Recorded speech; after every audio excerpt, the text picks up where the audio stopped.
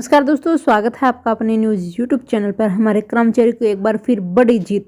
जी हां दोस्तों, supreme court का बड़ा फैसला। सुप्रीम कोर्ट ने हाई कोर्ट के फैसले में बदलाव से किया इनकार।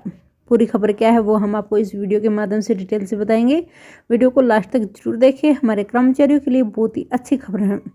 दोस्तों, अगर आप चैनल पर फर्स्ट टाइम आए तो चैनल को जरूर सब्सक्राइब करें, साथ ही साथ बेल आइकन को भी जरूर दबाएं।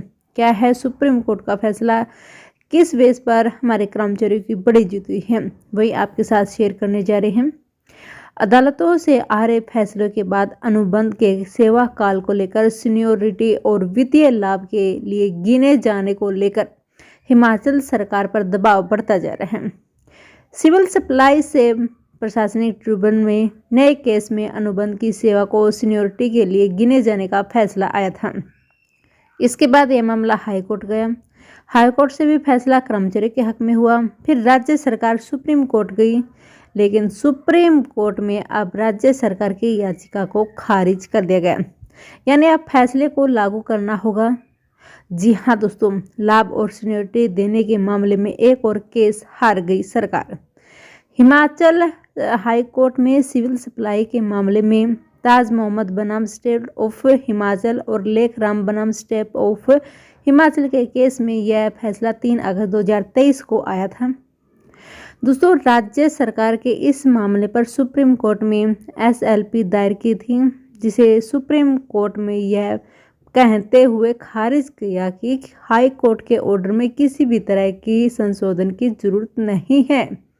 अब इस केस में भी फैसले को लागू करने के लिए सिवाय राज्य सरकार के पास कोई और चारा नहीं रहा। इसी तरह एक मामले शीला देवी बनाम हिमाचल सरकार में आयुर्वेद विभाग से केस हारी थी सरकार, और इस मामले में भी दोबारा अपील दायर करने की संभावना देखी जा रही है और आयुर्वेद विभाग के अधिकारियों को दिल्ली भेजा गया। इसमें सीनियर एडवोकेट भी नए तलाशे गए। नियुक्ति की तिथि से वरिष्ठता और वित्तीय लाभ देने की सूरत में राज्य सरकार पर बहुत बड़ी देनदारी आ गई। हिमाचल ने कॉन्ट्रैक्ट पॉलिसी लाया इसलिए गया था ताकि कर्मचारियों के वेतन पर होने वाले खर्च को कम किया जा सके। शुरू में यह जो पॉलिसी 8 साल की थी और अब कम होते होते 2 साल की रह गई, लेकिन अदालत से आ रहे फैसले के अनुसार शुरू से ही सभी कर्मचारियों को इस तरह का लाभ देना पड़ेगा। इस तरह से सभी मामलों की निगरानी रखते हुए मुख्य सचिव प्रबोध सक्सेना खुद कह रहे हैं, और इसके बाद ही शीला देवी बनाम हिमाचल सरकार के केस में आयुर्वेद विभाग को दोबारा दिल्ली भेजा गया। राज्य सरकार ने इस देनदारी को टालने के विकल्प देख रही है। जी हाँ, जो फैसला था दोस्तों सिविल सप्लाई प्रशासन ट्रिब्यूनल में, वो सरकार केस हार गई।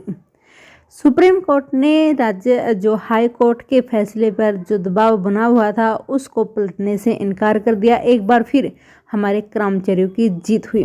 अगर आप भी ऐसे कोई केस में हो तो आप भी कोर्ट का सहारा लेकर दोस्तों अपना जो हक है वो पा सकते हैं सरकार से।